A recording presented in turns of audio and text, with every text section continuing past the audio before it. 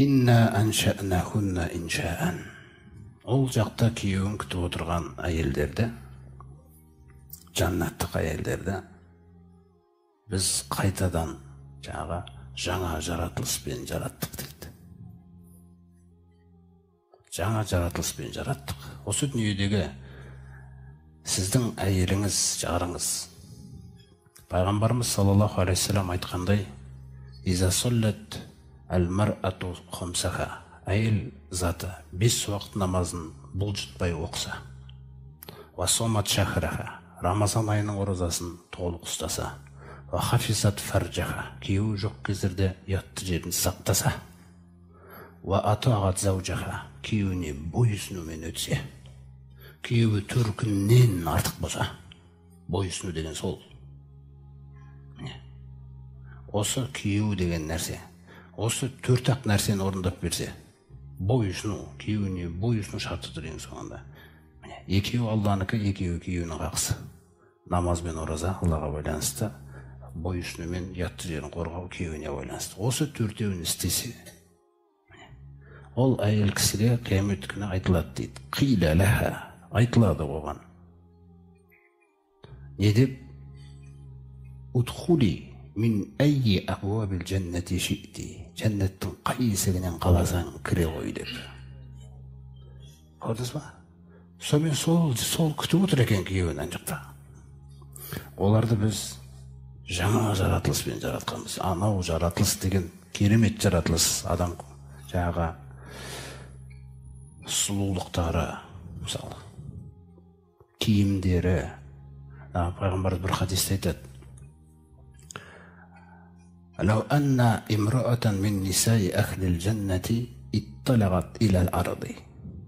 Егер дейді, жәннаттық әйелдерден болған бір әйел мына жерге жәннаттан сығалап қарайтын болса дейді, пайғамбарымыздан жеткен жаңа хадис саллаллаху алейхи вассалам, ла адаат ма байнахума. Көк пен жердің арасын жарыққа жібереді деген. Бір қарауы құрметті жамағат. Ол мына мағыналар емес, ол мына дүниедегі мағыналар емес бұл. Көк пен жердің арасын жарыққа жібереді дейді. Қараңыздар. Уаламмалаат ма байнахума рихан.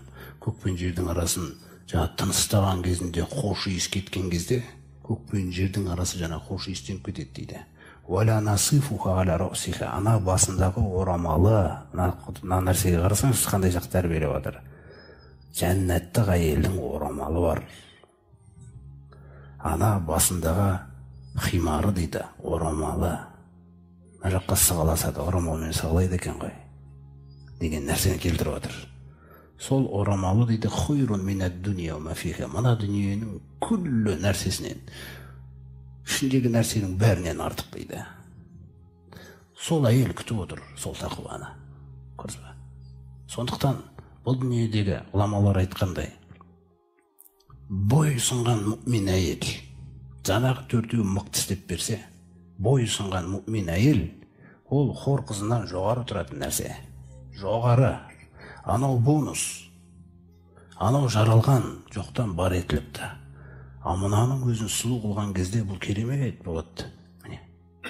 Сондықтан жаңағы бет әлпетін жаратқан, бойы, күллі нәрсесі, ана үстіне киетін киімдерінің өздерін айтады. 60 киімі бар дейді. Қанас. Ана алтау солай жаратқан романтиканы, о жердегі. Ана күйеу қасына барған кезде, ана бір киімін шешкеннің өзінде анау. Керемет нәрсе анау. Ол жердің бет болып. Екіншісін шешкен кезде дейді. Көрсі қандай нәрселер. Сонда осындай жағдайлар, құрметті жамағат, барлығы Алла тағаланың әзірлеп, уәде етіп отқан нәрсесі. Міне, қараңыз. Біз оларды жаңа бір жаратылыспен жаратамыз дейді. Фаджағалнахунна абкара. Біз оларды пәк қыздар қыламыз дейді. Сонда ғурубан атроба, күйеулеріне ғашық болады дейді өте.